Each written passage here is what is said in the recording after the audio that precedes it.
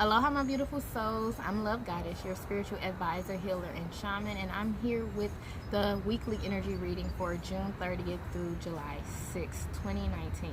So, this is going to be an interesting week. You know, I love to say that, but this week is truly going to be interesting. We are leaving June by June, and we are walking into July.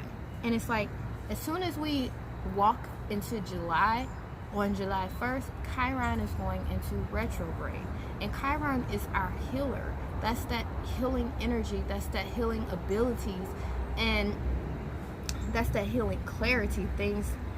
The clarity on, it pretty much awakens us to what needs to be healed and things of that sort. And with it going into retrograde, we can expect a lot of shit from the past to come back, to make sure that we are healing from it, to make sure that we, are over certain situations and that we are growing from it.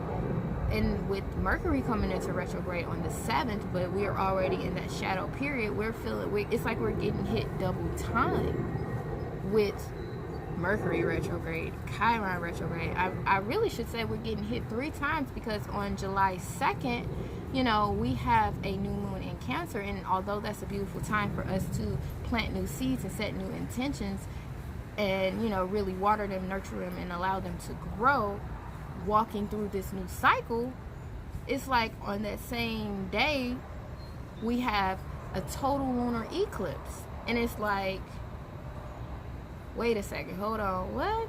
So that's a lot of energy packed into a small week. So let's rephrase. We're leaving June. We're walking into July. Chiron is going in retrograde, fucking with our healing and shit. Mercury is in the shadow period, where we are feeling the effects of its retrograde, fucking with our communication and taking us back to shit that happened in the past. And we have a lunar eclipse and a new moon. That's a lot. That's a whole lot of energy.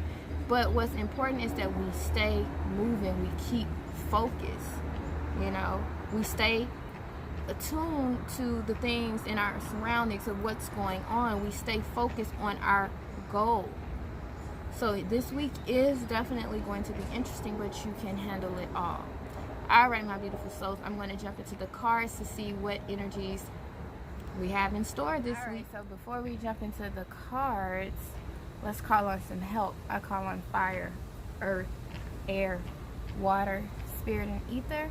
I call upon my spirit guides, my angels, my ancestors, my wayshowers, my protectors, the Most High within me, Sahu. I also pay homage to Papa Legba, who grants me access into the spiritual realms. All right, so crowning our energy this week, we have third eye chakra. So, like I said, we definitely want to keep an eye focused on what it is that we want. We also want to keep our intuition as clear as possible with this third eye chakra. It's important that we are trusting our intuition. We're trusting our wisdom. We're trusting our guidance. We're trusting ourselves. You have commitment coming underneath it. It's important that you are committing to yourself. Committing to even your spiritual practices, committing to your healing ability. Because like I said, with this Chiron in retrograde, it may delay some healing if you allow it to. But if you stay focused, if you have clear intentions, you're not going to let any Mercury retrograde, any Chiron retrograde, any lunar eclipse, you're not going to let any of that distract you from what it is that you are truly trying to heal and open up to. Speaking of open up to, you have this heart chakra card.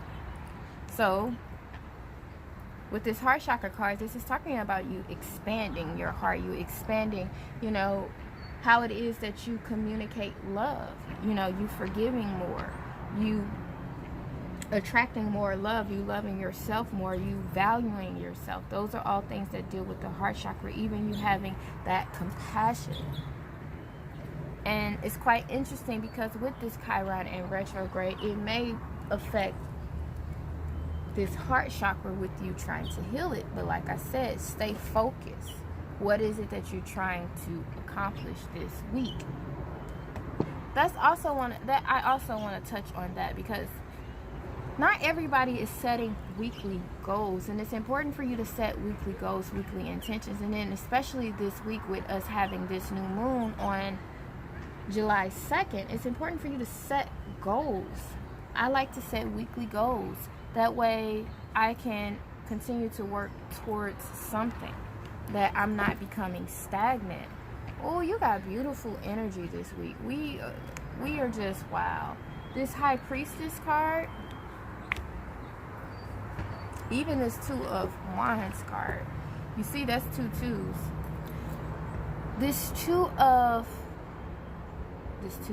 This High Priestess card is speaking about our intuition, yet again going to that third eye chakra.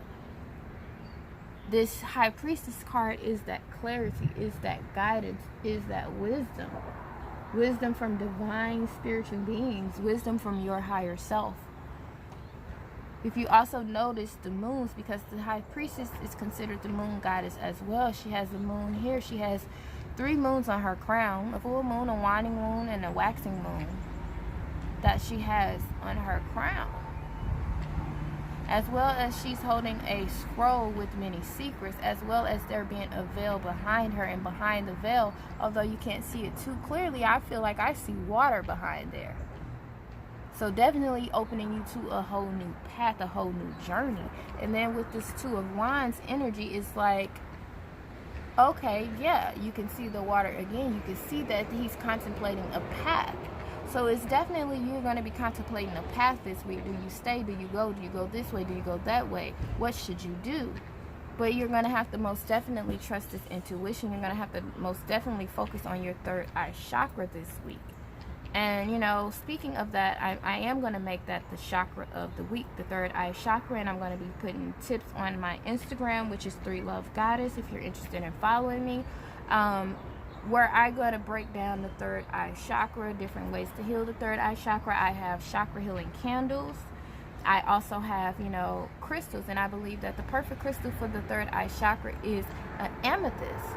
You know, because the amethyst brings you that intuition, it brings you that clarity, and also calms you down so you don't overthink and overanalyze things, because sometimes that's what happened, you know, especially in this Two of Wands energy.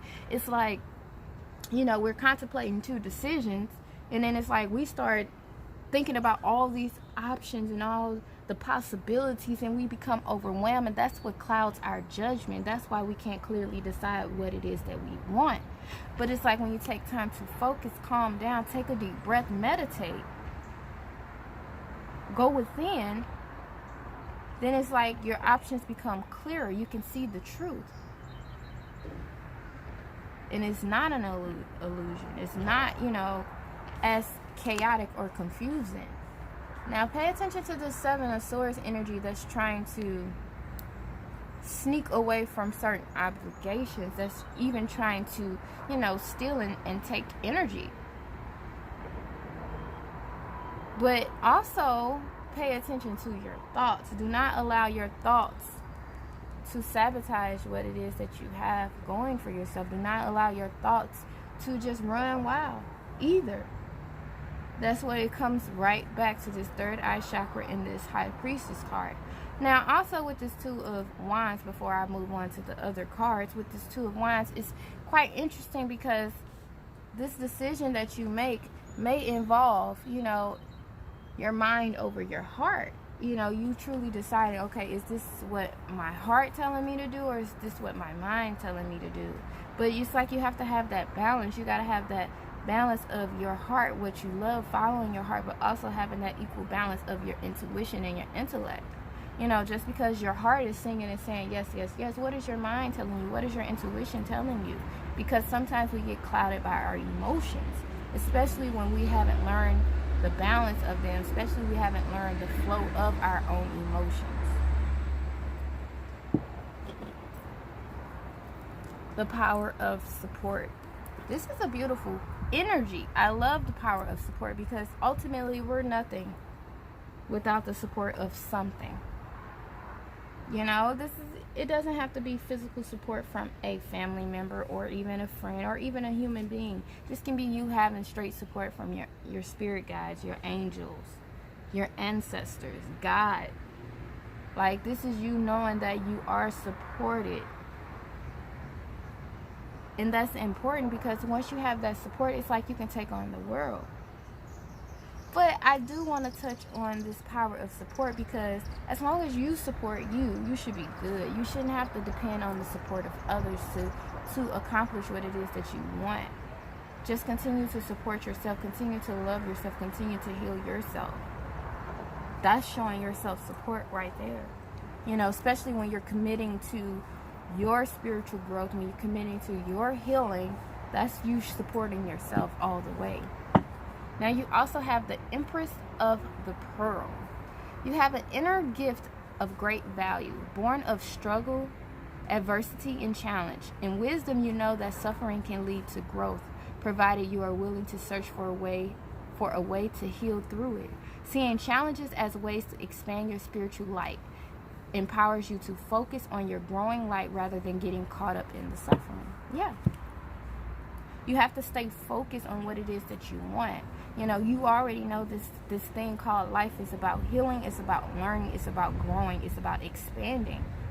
So it's like, you should already know that when you get hit with some challenges, you know, okay, this is a lesson. How can I move through it? How can I heal from this? What is this here to teach me? Instead of saying, oh, here we go again. Shit just keep happening to me. Don't play the victim. No, not at all. Do not play the victim, and don't run away from yourself. Don't run away from your healing, and don't run away from a challenge. It's time for you to face your fears head on. It's time for you to literally look your fears in the eyes. For some reason, that is the message that's being channeled to me as of lately, is facing our fears head on and not being afraid. You know, what is your fear? Why are you afraid to open up your heart? You afraid you're going to get hurt again? But what about the hurt from the past? The last time you got your heart broken? Didn't that teach you a lesson? Maybe to have some boundaries, maybe to have some standards. So why would you be afraid to opening up your heart again? If anything, you know that if shit don't work out, you know you're going to get a lesson at the end of that. You know you're going to learn something from it. So it's like, fears are false energies appearing real.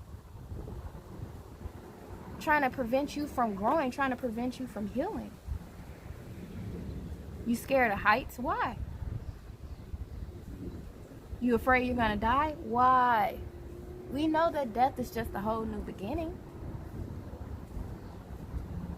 It's really time for you to face your fears head on, full of strength, because you have beautiful opportunities here for you. They're trying to come to you.